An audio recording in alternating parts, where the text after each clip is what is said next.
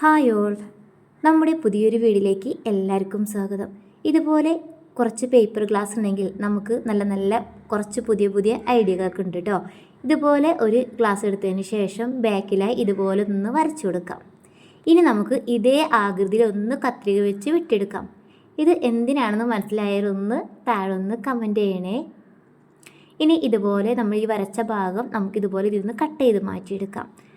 ഇതെന്തിനാണെന്ന് വെച്ചാൽ നമുക്ക് ഒരു ഫോണൊക്കെ വെക്കാനുള്ള ചെറിയ സ്റ്റാൻഡായിട്ട് നമുക്കിത് ഉപയോഗിക്കാം കേട്ടോ. ഇപ്പോൾ കുഞ്ഞുങ്ങളൊക്കെ വല്ല സിനിമ കാണുക കാർട്ടൂണൊക്കെ കാണുന്ന സമയത്ത് ഒരുമിച്ച് മക്കൾക്ക് വെച്ച് കൊടുക്കണമെങ്കിൽ ഇതുപോലെ വെച്ച് കൊടുക്കാം കേട്ടോ. അല്ലെങ്കിൽ നമുക്ക് ഓരോ വീഡിയോസ് ഇതുപോലെ നമുക്ക് കാണാവുന്നതാണ്. നമുക്ക് അടുക്കളയിലൊക്കെ വെച്ച് നമുക്ക് കാണാൻ പറ്റും കേട്ടോ. വളരെയധികം ഉപകാരപ്പെടുന്ന ഒരു ടിപ്സാണ് കേട്ടോ ഇത്. ഇനി അടുത്തതായി ഇതുപോലെ ഒരു പേപ്പർ ഗ്ലാസ് എടുത്തിട്ടുണ്ട് കേട്ടോ. ഇതുപോലെ ഇതിൻ്റെ മുകൾ ഭാഗം ഇതൊന്ന് ഞെക്കി പിടിച്ചതിന് ശേഷം നമുക്കിതൊന്ന് വെട്ടിക്കൊടുക്കാം. ഇനി നമ്മുടെ കുഞ്ഞുമക്കൾക്കൊക്കെ സ്കൂളിലേക്ക് ഇതുപോലെ എന്തെങ്കിലും നട്ട്സൊക്കെ കൊടുത്തയക്കണമെങ്കിൽ വേറെ പ്ലാസ്റ്റിക് ടിന്ന് ഇതൊന്നും വേണ്ട കേട്ടോ. ഇതുപോലെ പേപ്പർ ഗ്ലാസ്സിൽ കൊടുത്തയക്കാം. ഇതുപോലെ നമുക്ക് മുകൾ ഭാഗം ഒന്ന് മടക്കി കൊടുക്കാം. അതിനുശേഷം നമ്മൾ വെട്ടിയെടുത്ത ഇതിൻ്റെ മുകൾ ഭാഗത്തെ ആ വള്ളി പോലത്തെ നമുക്കൊരു ചെറിയ സ്റ്റാപ്ലർ അടിച്ച് നമുക്ക് ഇതുപോലെ ഒന്ന് അടിച്ച് വെക്കാം കേട്ടോ. കുഞ്ഞുങ്ങൾക്കൊക്കെ ഒരു ചെറിയ ബാഗ് പോലെ തോന്നിക്കുകയും ചെയ്യും. അവർക്കൊക്കെ വളരെയധികം ഇഷ്ടമാവും കേട്ടോ ഇതുപോലെ കൊണ്ടുപോകാനായിട്ട്. അപ്പോൾ കുട്ടികളിപ്പോൾ ഇത് വേസ്റ്റാക്കി കളഞ്ഞാലും നമ്മൾ പ്ലാസ്റ്റിക് കവറൊന്നുമല്ലല്ലോ, ഇതിപ്പോൾ പേപ്പർ ഗ്ലാസ് അല്ലേ, അപ്പോൾ അതുകൊണ്ട് വലിയ കുഴപ്പമുണ്ടാകില്ല. അപ്പോൾ ഇതുപോലെ ഒന്ന് ട്രൈ ചെയ്ത് നോക്കൂ കേട്ടോ.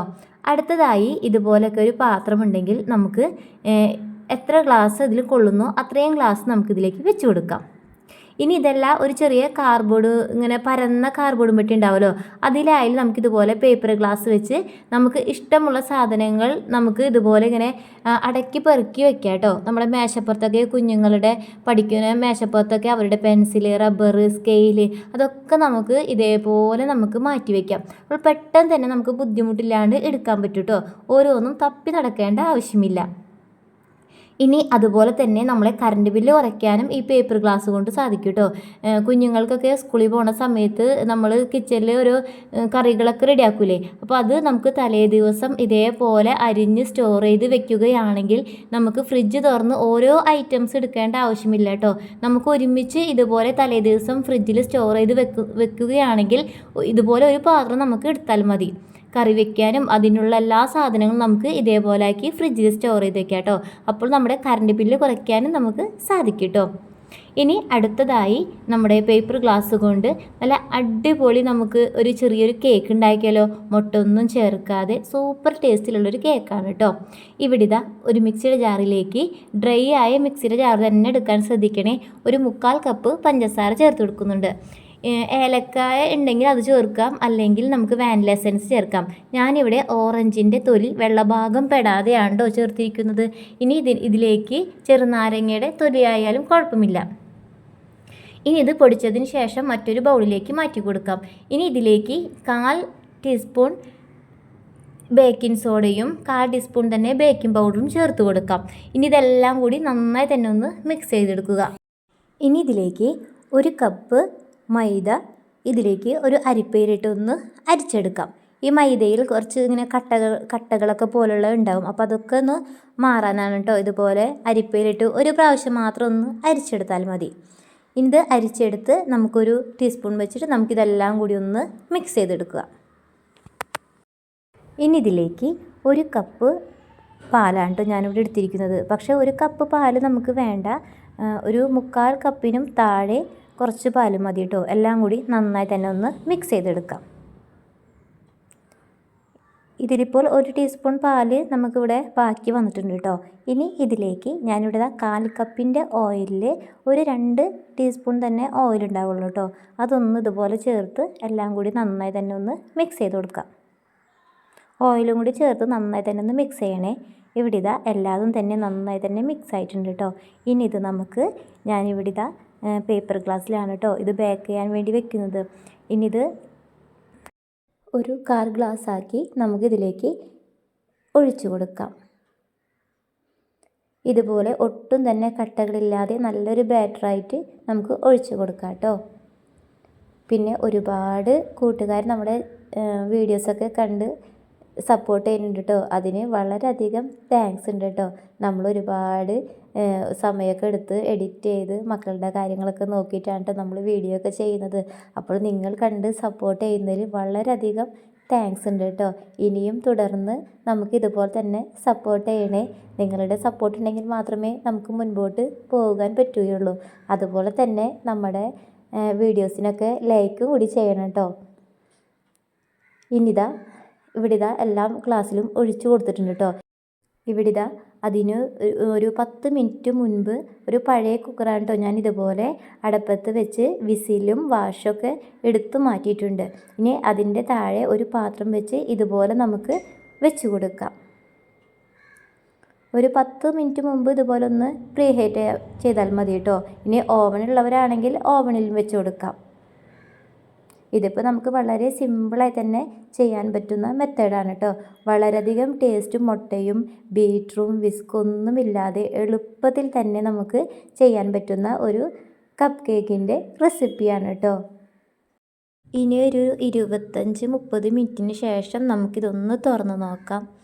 ഇവിടെ ഇതാ കേക്കൊക്കെ നന്നായി തന്നെ ബേക്കായിട്ടുണ്ട് കേട്ടോ. നല്ലൊരു മണമാണ് ഉള്ളത്. ഈ മുട്ടയുടെ സ്മെല്ല് ഇഷ്ടമില്ലാത്തവർക്കൊക്കെ ഉണ്ടാക്കി നോക്കാൻ പറ്റിയ ഒരു അടിപൊളി റെസിപ്പിയാണ് കേട്ടോ. ഞാനിവിടെ ഇതാ ഒരു പപ്പടക്കോല് കൊണ്ട് ഇതുപോലെ ഒന്ന് കുത്തി നോക്കിയപ്പോൾ ഒട്ടും തന്നെ അതൊന്നും ഒട്ടിപ്പിടിച്ചിട്ടില്ല കേട്ടോ. വളരെ ടേസ്റ്റിയും സോഫ്റ്റുമായ ഒരു കേക്കായിട്ടാണ് കേട്ടോ നമുക്കിവിടെ കിട്ടിയിരിക്കുന്നത്. ഇനി ഇതിൽ നിന്നും നമുക്കിതൊന്ന് മാറ്റി വയ്ക്കാം. നന്നായി തന്നെ തണുത്തതിന് ശേഷം വേണം കേട്ടോ ഇതിൽ നിന്നും മാറ്റി വയ്ക്കാൻ വേണ്ടിയിട്ട്. കുഞ്ഞുങ്ങൾക്കും മുതിർന്നവർക്കൊക്കെ ഒരുപോലെ ഇഷ്ടപ്പെടുന്ന ഒരു കേക്ക് റെസിപ്പിയാണ് കേട്ടോ ഇത്. എന്തായാലും ഇതൊന്ന് ട്രൈ ചെയ്ത് നോക്കണേ. എല്ലാവർക്കും ഒരുപോലെ ഇഷ്ടപ്പെടും കേട്ടോ. കുഞ്ഞുങ്ങളൊക്കെ സ്കൂൾ വിട്ട് വരുമ്പോൾ നമുക്ക് കൊടുക്കാൻ പറ്റിയ ഒരു അടിപൊളി റെസിപ്പിയാണ് കേട്ടോ. ഉള്ളിലൊക്കെ നല്ല പഞ്ഞി പോലെയാണ് കേട്ടോ ഇരിക്കുന്നത്. ഇനി ഇത് വേണമെന്ന് നമുക്ക് ക്രീം തേച്ചിട്ടായാലും നമുക്കിതിൻ്റെ വലിയ കേക്ക് ഇതേ മെത്തേഡിൽ തന്നെ നമുക്ക് ഉണ്ടാക്കിയെടുക്കാം കേട്ടോ. ഇനി നമുക്ക് ഈ പേപ്പർ ഗ്ലാസ് കൊണ്ട് ഒരുപാട് പുട്ട് നമുക്ക് ഒരേ സമയം തന്നെ നമുക്ക് റെഡിയാക്കി എടുത്താലോ. പുട്ടുകുറ്റിയോ പുട്ടുകുടമോ ഒന്നും തന്നെ ഇല്ലാതെ നമുക്ക് അടിപൊളിയായിട്ട് തന്നെ സോഫ്റ്റായ പുട്ടുണ്ടാക്കാം കേട്ടോ. ഇവിടെ ഇതാ ബൗളിലേക്ക് 1 കപ്പ് പുട്ടുപൊടി ഇട്ട് കൊടുക്കുന്നുണ്ട് കേട്ടോ. ഒരു 1/4 കപ്പ് വെള്ളം കൂടി ഒഴിച്ച് നമുക്കിതൊന്ന് ഇതുപോലെ ഒന്ന് കുതിർത്തി മാറ്റി വയ്ക്കാം. ഇനി ഇതിലേക്ക് ആവശ്യത്തിനായ ഉപ്പ് ചേർത്ത് കൊടുക്കാം. ഇനി ഇതിലേക്ക് 2 ചുവന്നുള്ളി ചെറുതാക്കി അരിഞ്ഞതും കൂടി ചേർത്ത് കൊടുക്കാം. നമ്മുടെ പുട്ടിന് വളരെയധികം സ്വാദായിരിക്കും കേട്ടോ ഇതുപോലെയൊക്കെ നമ്മൾ ചെയ്ത് കൊടുക്കുകയാണെങ്കിൽ. ഇനി ഇതാ ആവശ്യത്തിനുള്ള നാളികേരം നമുക്ക് ചിരകിയെടുക്കാം കേട്ടോ. ഇനി ഇവിടെ ഞാൻ പേപ്പർ ഗ്ലാസ് എടുത്ത് വെച്ചിട്ടുണ്ട്. അതിലേക്ക് താഴെയായി കുറച്ച് നാളികേരം ഇട്ട് ഇതിൻ്റെ മുകളിലായി കുറച്ച് പുട്ടുപൊടി ഇതുപോലെ ഇട്ട് കൊടുക്കാം കേട്ടോ. ഇനി എത്ര വേണമെങ്കിലും നമുക്ക് ഇതുപോലെ തന്നെ പുട്ടുണ്ടാക്കിയെടുക്കാം കേട്ടോ. നമ്മൾ പുട്ടുകണിയിലാണ് ഉണ്ടാക്കുന്നതെങ്കിൽ നമുക്ക് ഒറ്റ പ്രാവശ്യം മാത്രമല്ലേ നമുക്ക് ഉണ്ടാക്കിയെടുക്കാൻ പറ്റുള്ളൂ. ഇതാകുമ്പോൾ ഒറ്റ പ്രാവശ്യത്തിൽ തന്നെ നമുക്ക് 3-4 പേർക്ക് കഴിക്കാനുള്ള പുട്ട് ഇതുപോലെ തയ്യാറാക്കിയെടുക്കാനൊക്കെ പറ്റും. കുഞ്ഞുങ്ങൾക്കൊക്കെ ഇതുപോലെ ചെയ്ത് കൊടുക്കുമ്പോൾ വളരെയധികം ഇഷ്ടമായിരിക്കും കേട്ടോ. ഇനി പുട്ടുകുറ്റി ഇല്ല എന്നൊക്കെ പറഞ്ഞ് പുട്ടുണ്ടാക്കാത്തവർ ഇതുപോലൊക്കെ ഒന്ന് ട്രൈ ചെയ്ത് നോക്കണേ. വളരെ സിമ്പിളായി തന്നെ നമുക്ക് തയ്യാറാക്കാൻ പറ്റുന്ന രീതിയിലാണ് കേട്ടോ ഞാനിപ്പോൾ ഇത് കാണിക്കുന്നത്. ഇനി ഇവിടെ 4 ഗ്ലാസ്സിലാക്കി ഞാനിവിടെ പുട്ടുപൊടിയും നാളികേരമൊക്കെ നിറച്ചിട്ടുണ്ട് കേട്ടോ. ഇത് നമുക്ക് ഇഡ്ഡലി ചെമ്പിൽ ഒരു ഇഡ്ഡലി തട്ട് വെച്ച് കൊടുത്ത് ഇതുപോലെ തന്നെ നമുക്കൊരു 10 മിനിറ്റ് നേരം ആവി കയറ്റുകയാണെങ്കിൽ നല്ല അടിപൊളി സോഫ്റ്റ് പുട്ട് നമുക്ക് ഇവിടെ റെഡിയായി കിട്ടും കേട്ടോ. ഇവിടെ ഒരു 10 മിനിറ്റിന് ശേഷം പുട്ടിലൊക്കെ നന്നായി തന്നെ ആവി വരുന്നുണ്ട് കേട്ടോ. ഈ സമയത്ത് നമുക്ക് എടുക്കാവുന്നതാണ്. ഒട്ടും തന്നെ ചൂടില്ലാതെ വളരെ സിമ്പിളായി തന്നെ നമുക്ക് ഇതുപോലെ എടുക്കാം കേട്ടോ. കൈമളൊന്നും ഒട്ടും തന്നെ ചൂടൊന്നും ആവില്ല കേട്ടോ. പേപ്പർ ഗ്ലാസ് ആയ കാരണം ഒട്ടും തന്നെ കുതിർന്നു പോയിട്ട് ഒന്നും തന്നെ ഇല്ല. നല്ല പെർഫെക്റ്റായി തന്നെ നമ്മുടെ ഈ ഗ്ലാസ് കിട്ടിയിട്ടുണ്ട് കേട്ടോ. ഇനി ഇതുപോലെ ഒന്ന് ട്രൈ ചെയ്യാത്തവരുണ്ടെങ്കിൽ ഒന്ന് ട്രൈ ചെയ്ത് നോക്കണേ.